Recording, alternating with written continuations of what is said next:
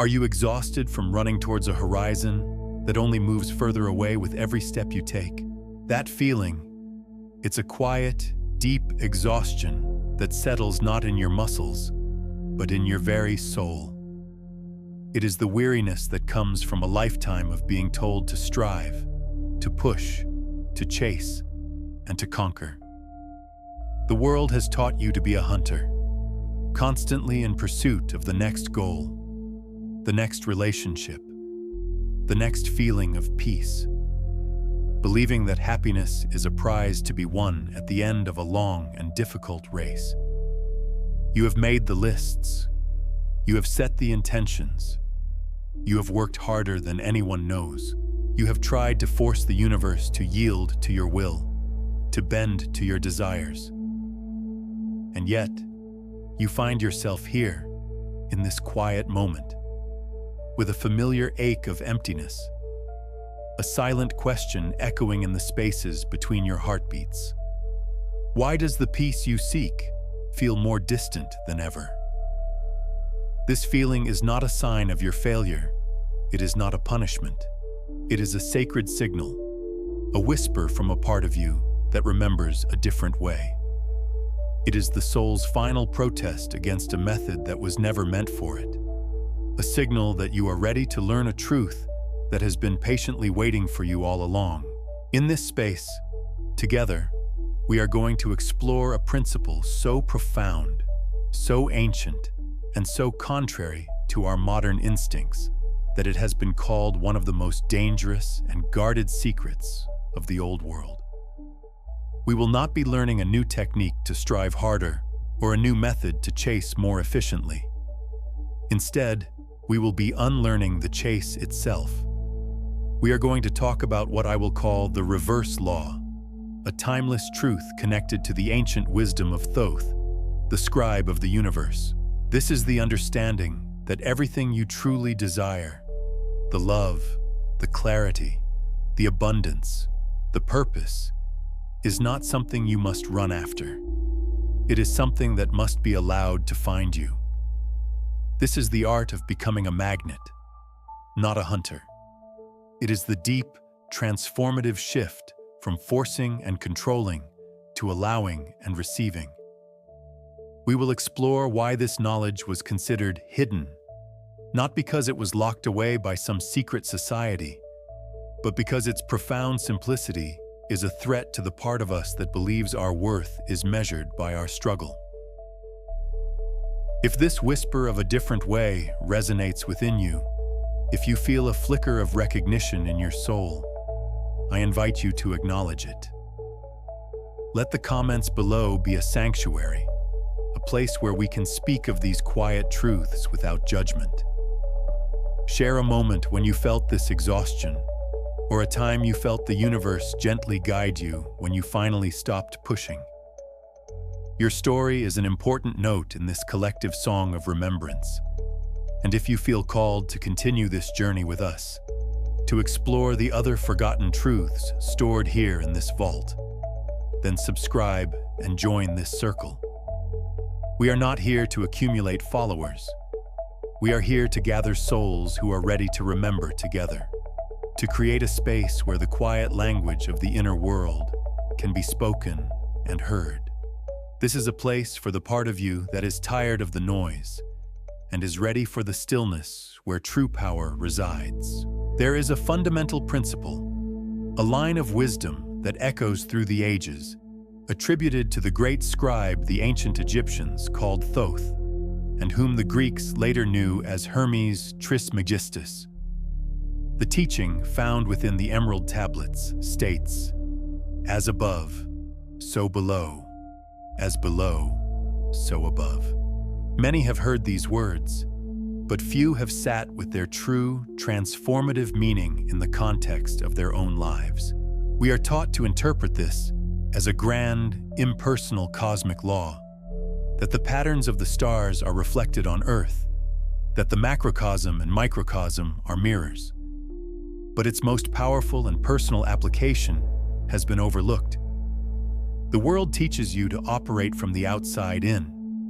It tells you to change the above your job, your bank account, your relationships, your physical world, in the desperate hope that the below, your inner state of peace, joy, and fulfillment, will eventually follow. You work to build a beautiful cage, hoping it will one day make the bird inside it sing. But the reverse law reveals the true direction of this sacred current. The power has always flowed from the inside out. As below, so above. This means you must first create the reality within your own being. You must become the thing you seek. You are not meant to chase love, but to become a living embodiment of love, so that love, in all its forms, has no choice but to be drawn into your orbit. You are not meant to hunt for abundance, but to cultivate a deep, unshakable feeling of inner abundance and gratitude, which then allows the physical world, the above, to reorganize itself to match that inner state. The secret that Thoth encoded is not about mental tricks or affirmations that you repeat while your soul feels lack. It is about a complete transformation of your inner vibration, your below.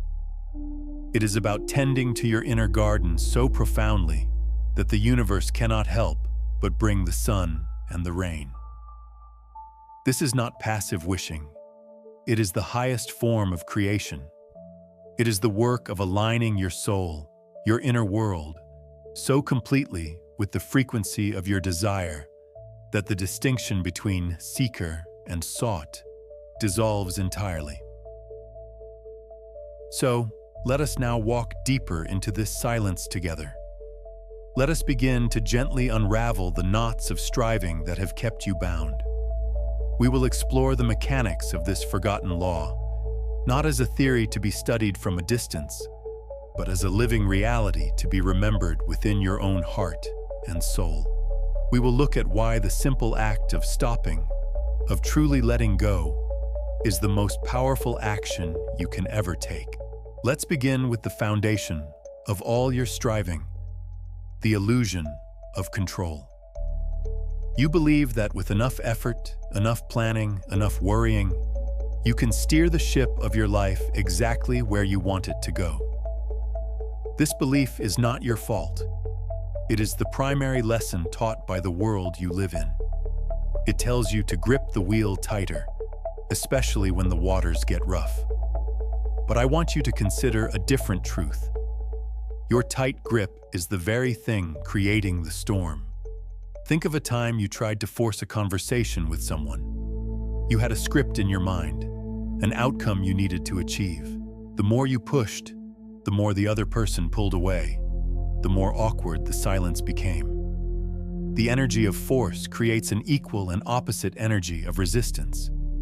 Now think of a time a beautiful, flowing conversation happened effortlessly. It was not forced, it was allowed. You were present, you were listening, and you were responding to the natural current of the moment. That is the universe in miniature. Life, in its true essence, is a current. It wants to flow. Your constant planning, your anxieties about the future, your regrets about the past. These are like dams and boulders you place in the river.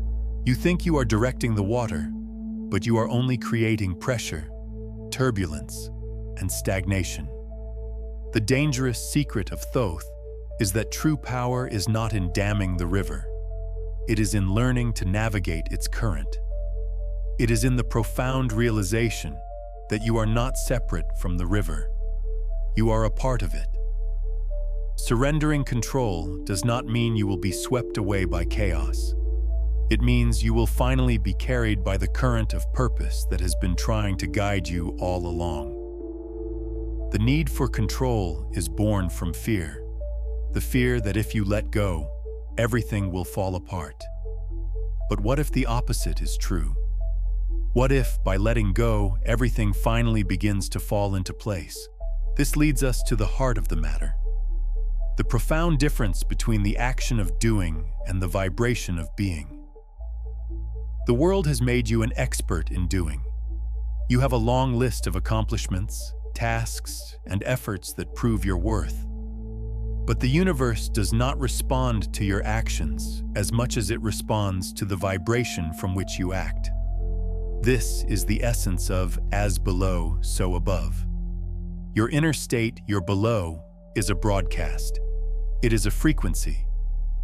Imagine you are trying to listen to a specific radio station that plays peaceful, beautiful music. You wouldn't get in your car and start driving frantically, hoping to run into the radio signal. That is absurd. You would sit still, and you would carefully, gently turn the dial on your radio until you tuned its receiver to the exact frequency of the station. Your soul is that receiver. The feelings of peace, love, or abundance you seek are the radio stations. They are already broadcasting, constantly. Your work is not to chase them. Your work is to tune yourself. When you chase after money from a place of fear and lack, you are broadcasting the frequency of lack. The universe, obedient to the law, can only send you more experiences that match that vibration of not enough. When you pursue a relationship from a place of deep loneliness and a need to be completed, you are broadcasting the frequency of incompleteness. You will then attract partners who reflect that feeling back to you. The reverse law asks you to stop the frantic doing and focus entirely on the quality of your being.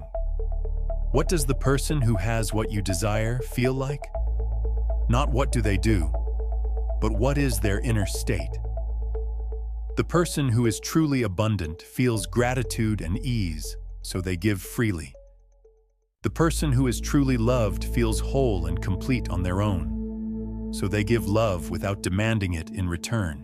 The practice is to cultivate that inner state first, against all evidence to the contrary. This is the great work. It is feeling wealthy with only a few dollars in your pocket. It is feeling loved and whole while you are sitting alone in a quiet room. This is not delusion. This is creation. You are tuning your receiver to the station you wish to experience. Once you are locked onto that frequency, the broadcast, the external reality, must, by law, begin to play through your life. So why does a principle this simple and powerful feel like such a hidden secret? Why is it not the first thing we are taught as children? It is because this knowledge is not hidden by some external power or ancient conspiracy. It is hidden by the part of your own mind that is most threatened by it, the ego. Your ego is the construct of identity that you have built since you were a child. It thrives on separation, on comparison, and most of all, on struggle. The ego loves a good problem. It loves to be the hero of the story who overcomes great odds. The struggle to get the job, to win the partner, to make the money. It validates the ego's existence. It gives the ego a purpose: to strive, to fight, to control. To the ego, surrender is death. The idea of simply stopping, of letting go, of trusting a power greater than its own machinations is terrifying. It feels dangerous because it is a direct threat to the ego's reign as the king of your inner world. The ego will tell you this is lazy. It will say this is foolish, irresponsible, and naive. It will conjure 1,000 what-if scenarios where letting go leads to ruin. It will do everything in its power to convince you to pick up your tools and get back to the work of forcing and controlling. This is why the knowledge remains secret. It is self-veiling. It can only be accessed when you are willing to look past the frantic shouting of your own ego and listen to a much quieter, deeper voice within, the voice of your soul or your higher self, which understands the language of flow, trust, and surrender. Recognizing this inner saboteur, the voice of the ego, is the first step. To see it not as you, but as a fearful part of you, is to reclaim your power. You can thank it for trying to protect you, and then you can consciously choose the path of trust instead. Let us reimagine Thoth, the scribe. He was not a god who invented the laws of reality.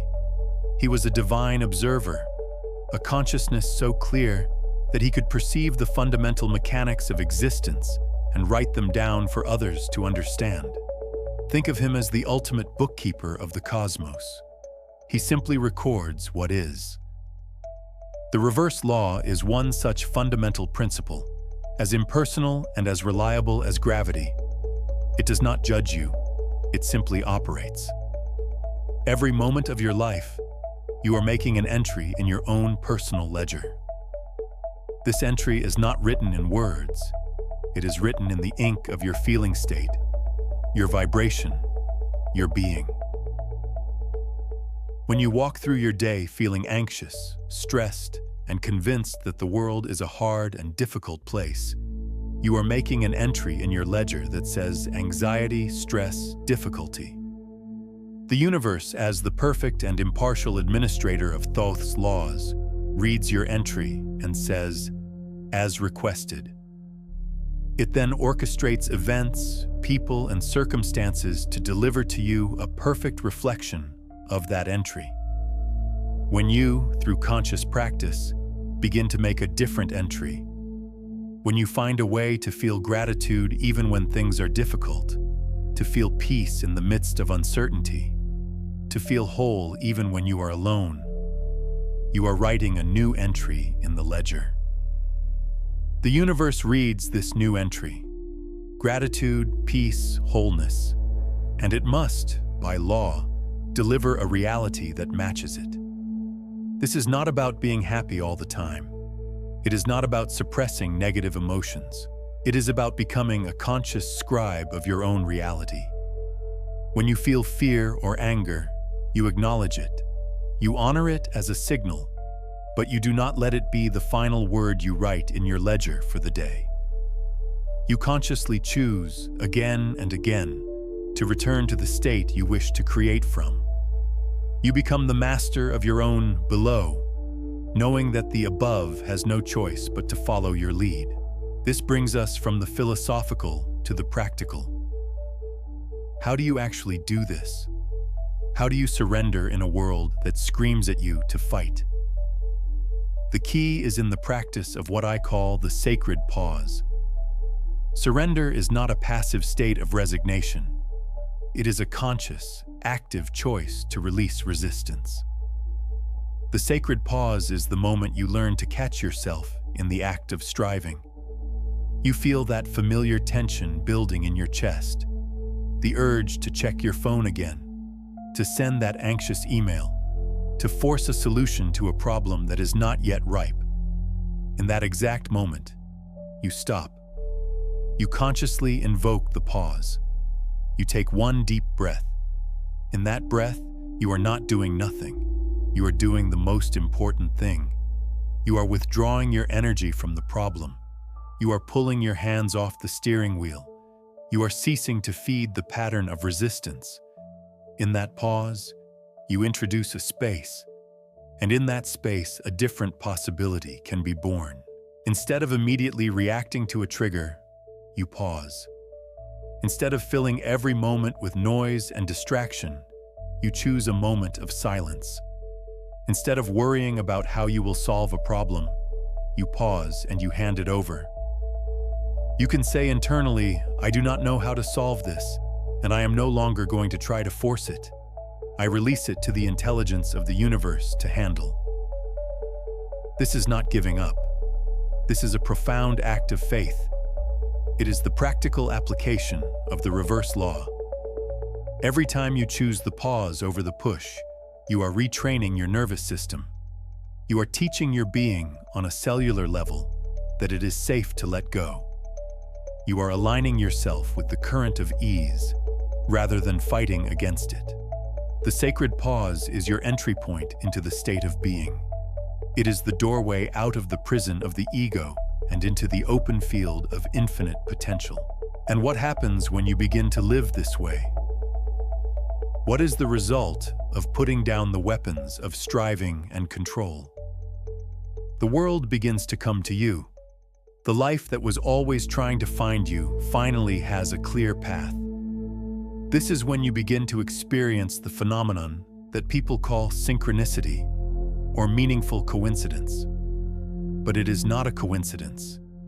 It is the working of the law. It is the universe reorganizing itself around your new, non-resistant state of being. When you are no longer desperately hunting for a solution, the perfect idea will drift into your mind while you are on a walk or in the shower. When you stop trying to find the perfect partner and instead focus on becoming a whole and loving person, you will meet someone unexpectedly in the most ordinary of places. The right people, the right opportunities, the right resources, they begin to appear, seemingly out of nowhere. They were always there, but your frantic forward momentum, your cloud of anxious energy, was making you invisible to them, and them to you. Imagine you are in a forest trying to see a rare and beautiful deer.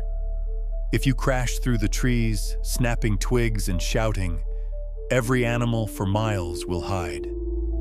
You will see nothing.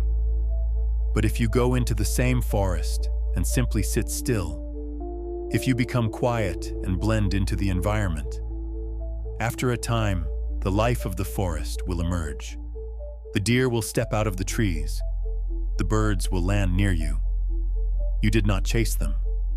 You became a safe and receptive space, and they came to you. This is how your life works. By ceasing your frantic chase, you become a still, safe, magnetic center. You stop scaring away the very experiences you seek, and in that stillness, in that trust, everything you have been looking for finally finds the courage to step out of the shadows and reveal itself to you. The great shift we have been exploring is not a strategy. It is a profound inversion of your entire relationship with reality. It is a turning of your world inside out. You have been taught that the path to inner peace is through outer achievement. You must get the perfect job, and then you will feel secure. You must find the perfect partner, and then you will feel loved. You must accumulate the perfect amount of wealth, and then you will feel free. You have been trying to arrange the furniture of your external world in just the right way, believing that this arrangement will finally bring contentment to the resident who lives within. You have been working on the effect, hoping to change the cause. The reverse law shows you that this is a path of endless labor with no final destination. The truth, the secret hidden in plain sight, is that you must begin with the resident. You must work on the cause. You must cultivate the feeling of security within yourself, even in the face of outer uncertainty. You must become the source of your own love, even when you are alone. You must find a sense of inner freedom and abundance that is not dependent on your bank statement. This is the great inversion. It is the decision to stop decorating the cage and to start healing the bird. When the bird begins to sing from a place of innate joy and wholeness, the entire world around it, the above, cannot help but transform into a reflection of its song. The cage bars dissolve, and the sky opens up. This is why we must speak of the crucial difference between knowing a thing and remembering it. You can listen to these words and understand them with your mind. You can know the concept of the reverse law. You can agree with it intellectually. But this knowledge, on its own, is like knowing the chemical composition of water without ever having tasted it on a thirsty day. It is a dry and sterile fact that holds no transformative power. The real change happens when you move from knowing to remembering. To remember in this context is to feel this truth resonate in your bones, in your blood, in the very fabric of your being. It is the aha moment that is not a thought. but a feeling, a wave of relief that washes over you as a part of your soul says, "I knew this. I have always known this. I just forgot." Remembering is a full-body experience. It is the feeling of putting down a heavy weight you didn't even realize you were carrying. It happens in the moments you practice the sacred pause and feel the release of tension. It happens when a synchronicity occurs and you feel a sense of cosmic alignment. Your mind can be convinced of many things, but your soul remembers only the truth. This entire journey is not about learning something new to add to your collection of mental concepts. It is a process of unlearning the falsehoods, of stripping away the layers of conditioning, so that you may remember the effortless, powerful, and radiant being that you have always been at your core. So, the solution is not to try harder to surrender. That would be a contradiction, another form of striving. The path forward is much gentler. It begins with the simple, humble practice of noticing. That is all. For the next day, for the next week, do not try to change anything. Simply become a quiet observer of yourself. Notice the moments you are pushing. Notice when your jaw clenches as you try to force an outcome at work. Notice the tightness in your chest when you feel the urge to control someone else's opinion of you. Notice the restless energy in your legs when you are trying to escape a moment of silence. Just notice. Do not judge it. Do not criticize yourself for it. See it with the same gentle curiosity you would have watching a cloud drift across the sky. This simple act of noticing is profoundly powerful. Awareness is the first and most crucial step of creation. When you notice the pattern, you are no longer completely lost inside of it. You have created a sliver of space between the impulse and your identification with it. In that space, you have a choice. You might not always take the new choice, but the fact that it exists changes everything. The practice of noticing is how you begin to withdraw your energy from the patterns of resistance. It is how you lovingly starve the ego's need for struggle. It is the beginning of the great unraveling, a gentle and sustainable path back to your natural state of flow. This path requires us to completely redefine our idea of strength. Society has taught you that strength is the ability to push harder, to endure more pain, to force your will upon the world. It is the image of the warrior, the conqueror, the relentless achiever. But seen through the lens of universal law, this is not strength. It is a symptom of fear. It is the desperate thrashing of someone who does not trust the water they are in. True strength is something else entirely. It is the quiet courage to be still in the midst of chaos. It is the unwavering discipline to trust in a positive outcome when all external evidence points to the contrary. True strength is the vulnerability to let go of the need to be right, the need to be in control. It is the profound power found in softness, in allowing, in receptivity. It takes far more courage to surrender your agenda to a higher intelligence than it does to mindlessly follow the plan your fearful ego has laid out. It is the strength to keep your heart open when it wants to close, to choose peace when you are being provoked into battle. This is the strength of the mountain, which does not fight the wind, but simply allows it to pass. It is the strength of the ocean, which yields to every shore yet overcomes all things. As you walk this path, you are not becoming weaker. You are stepping into a form of power so immense and so quiet that the striving world cannot even comprehend it. You are not alone in your journey. That deep weariness you feel with the constant struggle, that quiet inkling that there has to be a better way to live, is a feeling shared by countless souls across the world right now. You may feel isolated in your quiet awakening, but you are part of a silent, global chorus of people who are remembering this ancient truth together. The old way of force and control is collapsing under the weight of its own inefficiency, and in its place, something new and ancient is being reborn within people like you. Your inner truth is important. That subtle feeling, that quiet whisper inside that urges you to stop, to rest, to let go. That is not a sign of weakness or laziness.